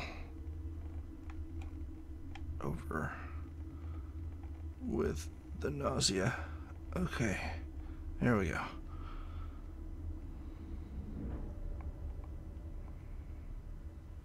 Ugh.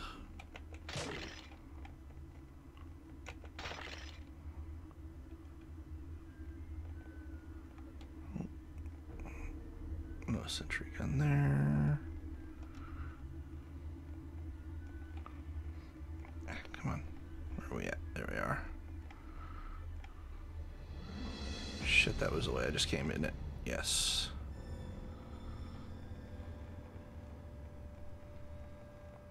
And this was where? Ah, right there.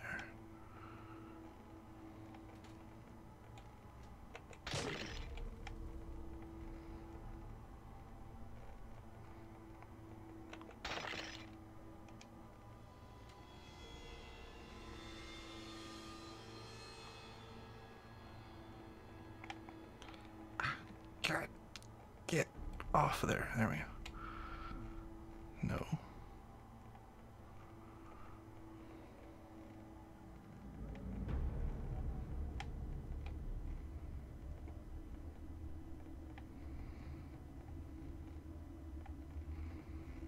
No. Anyways.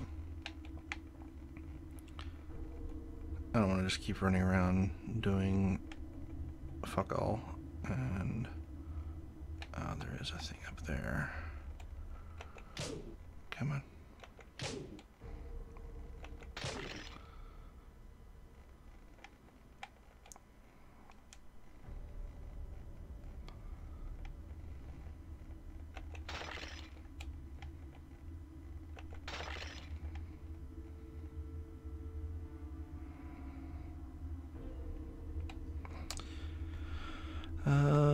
Undeclinable 22. To describe the triggers, able to compare them to the Xbox One triggers. Yes, the travel is not as far as the Xbox One triggers, but the resistance is, you don't really feel like there's not really a, it's springy, but it's not like you have to really press a whole lot to get them to activate. So feels good, and I like that they're wider. I'll show you here. I like that they're a little wider, so it doesn't feel like a kind of like a phony gun trigger like the Xbox 360s were. Like this here. See how this is probably not the clipping. So here you can see the difference in the triggers there. Turn those up a little bit more. There we go. So these almost don't feel like they're there at all. There's very little very little resistance at all to the triggers. Of course, this is an Xbox 360, not an Xbox One. But the Xbox One is pretty similar. So there is a little bit more resistance in the Steam controller. But, yeah, I mean, it's barely minor. Like, you wouldn't really be able to tell in normal usage. Reduced travel will impact the ability to do acceleration and braking. I don't think so, no. Because it's... Let's see if I can get this on the camera here. So there's a good bit of travel before you even get to the click right there. That's probably a good 1/4 inch versus the 360, which is also about a 1/4 inch. That just sticks out a little bit further from the shell. So it's about the same amount of travel. I think the 360 has a little bit more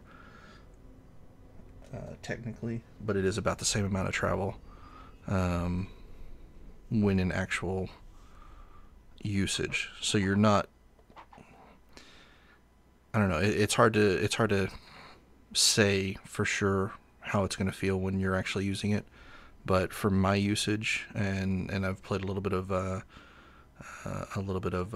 Project Cars, and I had no issues with the travel for braking and acceleration.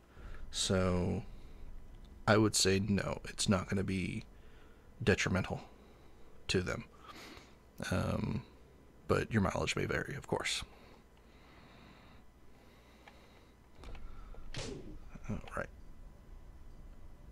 Alright, I completely forgot about that. You can preload.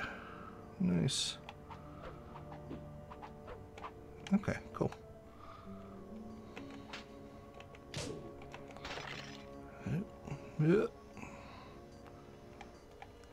I hear you down there. I hear you, gun. Oh, and 2 more victims.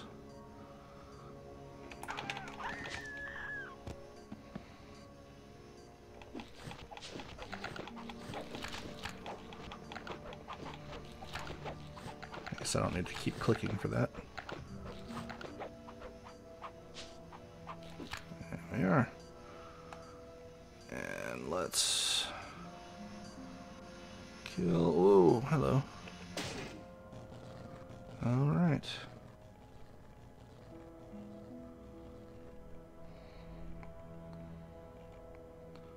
Do not want to hit those.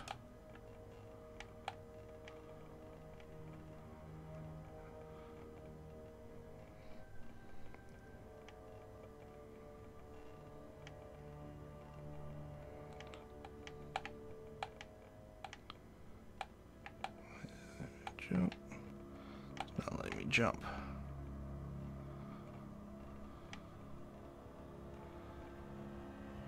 Okay. Yeah, no problem, Undeclinable. November 10th? Yes, yes. November 10th is going to be a fun day.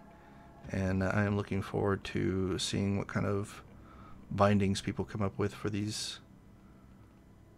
What am I seeing on the side of my screen here? Is it the... I guess that's the tail? Like part of the tail? I don't think this game was meant for widescreen. You see part of the... looks like part of the tail there on the right edge of the screen. That's weird. But yeah, November 10th is going to be a good day. And I want to see what people do with Doom. I want to see what people do with Unreal. That's actually one of the ones I've been intending to play is get Brutal Doom set up. Since it has all the mouse look and everything added into it.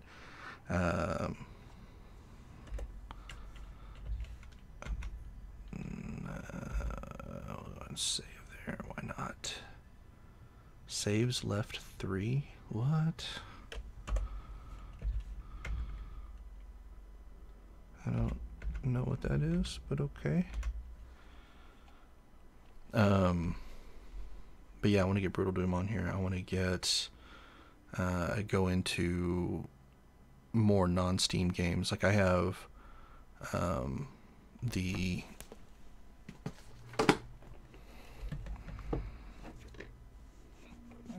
all of the original Command and Conquers that I used to play the hell out of these back in the 90s. I got this years ago, probably when it first came out. That's why it's like $40. But yeah, I want to actually choose some of these, do some RTSs with the controller. I want to do some Dota just to see if it's possible. I know Trial by Game did one, and I'm not saying that I'm going to do any better because I've never played Dota, so I just want to try it to see. I want to do Diablo 3 and Torchlight 2 because those are real mouse-heavy games. And I've already gotten a request to do The Witcher, the first one, so I will be adding that in, doing some of that.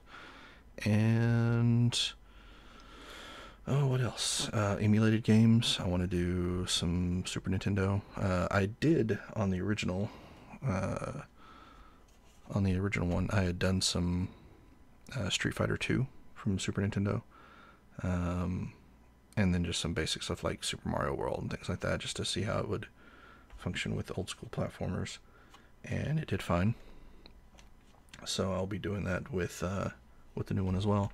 But one thing that I'm really looking forward to is Dolphin, the Dolphin emulator, because I actually have my Dolphin set up, excuse me, with a mouse and keyboard bindings for the Metroid Prime series, and now I'm thinking I want to get that set up to work with this and actually play through Metroid Prime, or at least part of it, for the stream with the controller. So yeah, I have a lot of work to do to get all these set up, because I need to make sure that these are, good God, it's already 2 a.m. Fuck me.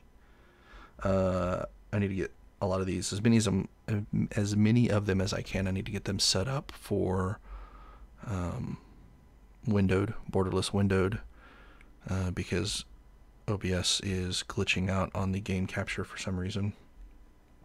And anything that I can't do borderless window, I need to go ahead and pre-hook it basically in OBS, so that way it's at least there. Go ahead and turn off the cam for now, so that way you're not seeing it just moving around and getting all weird looking and shit. And the what else do I have? Yeah, I'm going to be going through also and preloading settings, basically, so that I'm not doing them on stream, but I will show what I started with, as far as which template I started with, and then building out from there. And, oh, thank you. Sorry, I'm getting this wrong every time. Ashketism. Ashketism. Or is it ascetism? One of those two. Ashketism or ascetism. Anyways, thank you. Hopefully, if I will do the gyro with Dolphin. Yes, that was the other thing that I wanted to try out with it, because I know with, at least with Metroid Prime and Super Mario Galaxy, they rely heavily on the gyro, Metroid Prime 3 at least, and yeah, the Super Mario Galaxy relies heavily on the gyro. So yeah, I'm hoping that they work out okay. I don't know how Mario will work with the controller, other than the pointer with mouse, which I guess that could work. because it would still be the right pad, would still be the mouse. So I would think that would still work. The latter, asceticism. Okay. All right, thank you.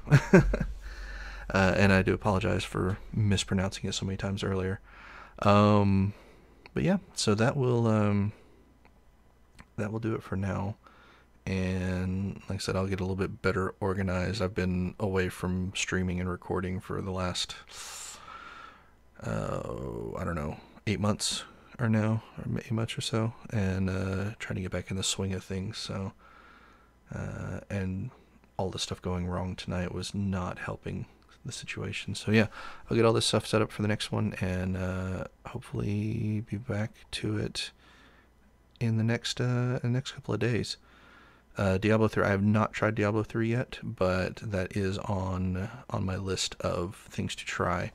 I will probably, that may be one of the first ones that I do, because that's one that I'm really curious about. That one and The Witcher, which was, like I said, already requested.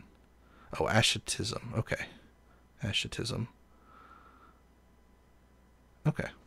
So yeah, Diablo 3, The Witcher, two kind of mouse-heavy games that are definitely going to be one of the first ones that I get started on.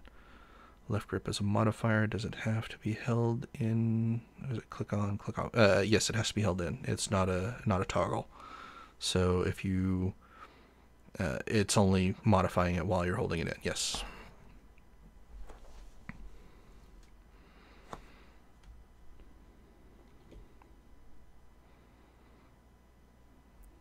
Let's see.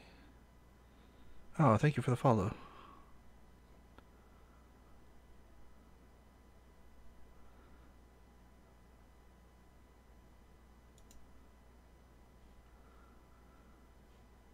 Okay. All right. Well, yeah. So I will. I'll probably be doing this again, at least in the next couple of days, but hopefully tomorrow, maybe. If I can get at least a couple of games set up to go and get them going on the stream. So again, thank you all for watching. And oh, is there any way to make the modifier toggleable? Not that I'm aware of, but let's see. Get back in here. There we are.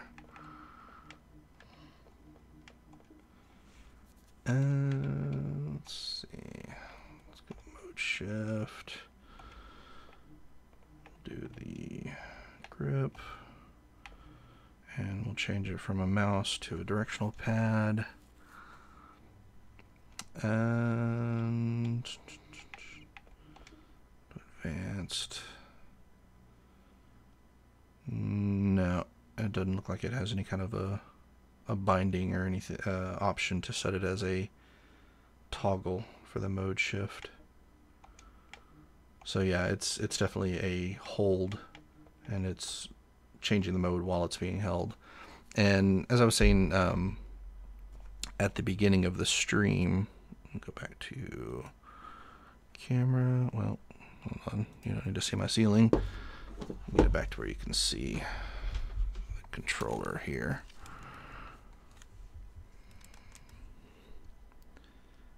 My janky ass shirt clip style mouse or webcam here. I do need to get a probably a tripod or something to make this a little bit better, more stable. But there are two ways that you can do basically the mode shifting. So you can either mode shift what the actual buttons do. So like this one being the mouse, you can mode shift it to being button pads or a joystick or whatever. And then the other option is to use, instead of using these as buttons themselves or as inputs themselves, excuse me, you can use them as like Control and Alt. So in the actual game, then you would set up your key bindings so that you could have like 1, 2, 3, 4. Then you could hold down Control, so you'd have Control 1, 2, 3, 4, Alt 1, 2, 3, 4, and hold them both down. You got Control and Alt 1, 2, 3, 4. So it's not actually changing what the buttons are doing, but it's sending basically a total of 4 variations of that button through. So you can have roughly, I think I calculated it out, roughly around 116 total bindings on this controller if you wanted to do something that crazy with it. So the left grip is crouch, but can it also modify the left touchpad as further buttons? Yes. Yeah, so while the... I'll go back in here. So if you have the left grip, say, set to crouch or whatever, and you also use the left grip as a mode shift for something else, it will do the crouch and the mode shift for whatever else you have in mode shifting.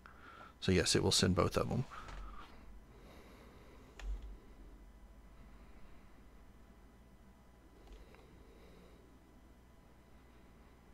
And it's kind of along the same lines as like this D-pad here, where you can have the click binding, but it also requires on click.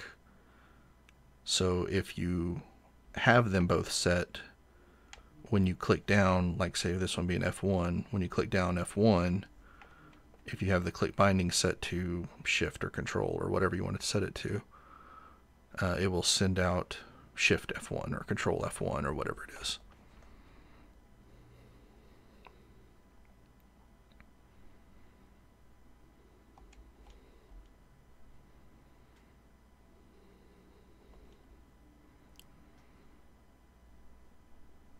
Yes, yeah, it is cool. It's and it is definitely something that is going to take some getting used to for anybody. It works great as a controller, like just looking at it from a pure controller standpoint, it works great as a pure controller, but with so many other things that you can do with it, it's going to be one of those things. I think it's going to be kind of a game changer, I guess, for a lot of people. And it's not going to be something that you're going to jump into competitive, as far as I say competitive, jump into a professional level of competition. That I think you're probably still going to want to be doing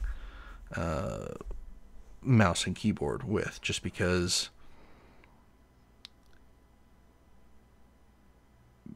years and years and years and years of using them, so your muscle memory is to those. But I think as somebody uses these controllers, if they practice with them, because I've seen some people do some crazy shit with regular controllers, and if they can do it with a regular controller with sticks, I'm almost scared to see what they can do with trackpads, to where you can actually have mouse precision available to them. I tried Photoshop or video editing. Not video editing yet, but I have done a little bit of Photoshop. Nothing like major. Like I haven't painted a picture or something or whatever, but I have used it as mouse and keyboard to go in and make a few quick, like add a adjustment layer and adjust sliders and things like that. So yeah, it definitely works outside of Steam as a mouse and keyboard, or if you launch Photoshop through Steam or whatever, then you could bind your keys to how you want them to be.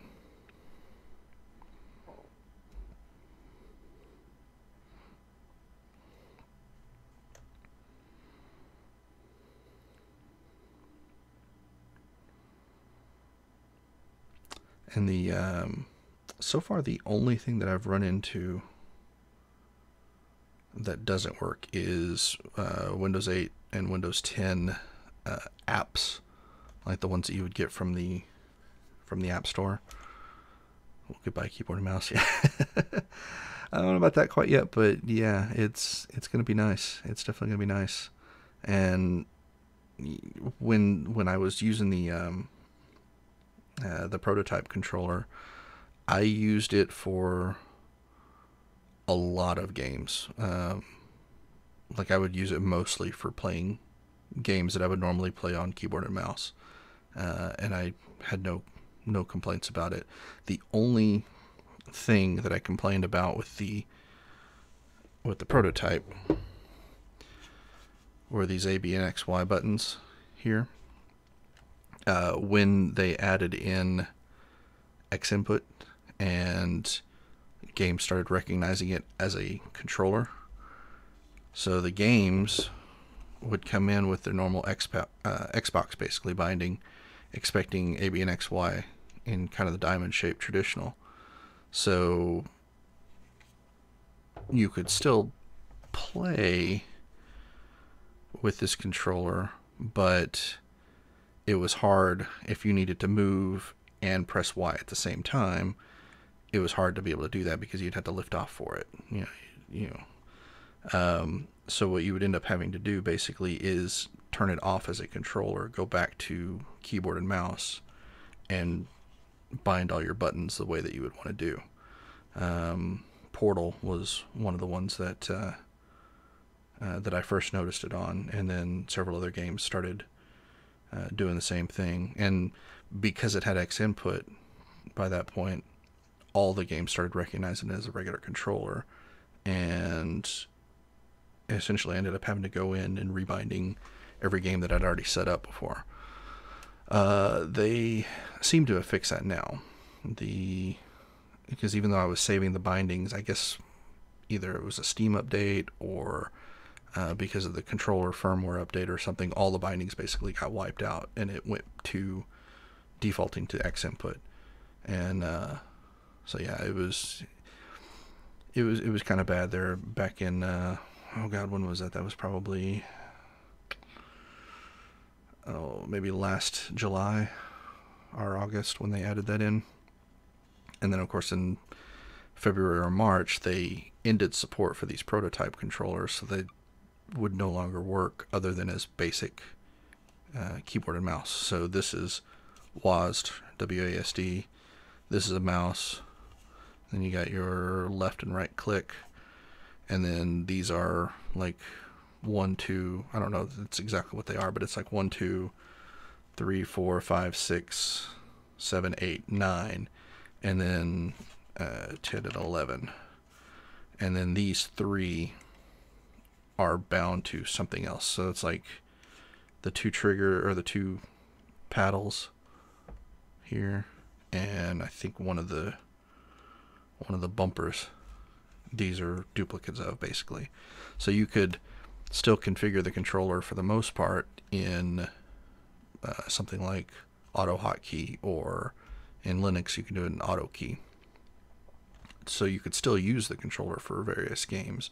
You just didn't have as much configurability as you would get with it being able to configure inside Steam. The new controller does the same thing, but now, right now, as far as I know, these 4 are arrow keys, but this is also arrow keys when you're outside of Steam. When you're inside of Steam, you can be whatever you want it to be. And I think the reason they did that was because most people are going to use it for HTPCs, and you can use the arrow keys for scrolling up and down on pages and things like that. But in AutoHotkey or AutoKey or whatever, you can set these up to be WASD if you want to, so you could still use them for controlling games. And of course, all the other buttons have different outputs. And the nice thing is that they all, other than these 2, they all have different outputs, so they're fully configurable even outside of Steam. And even like the clicks on the pads and stuff, I believe. I do need to verify that, so don't quote me on that just yet. But I believe the clicks on the pads also put output as well.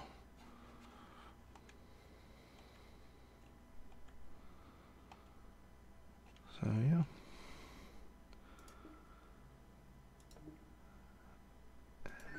Turn that off. Alright, well, it is almost 3 a.m. I am, I guess, going to try to get some sleep, and like I said, hopefully get back to this maybe tomorrow. and do some more actual gameplay. Again, thank you guys for watching, and we'll see you next time.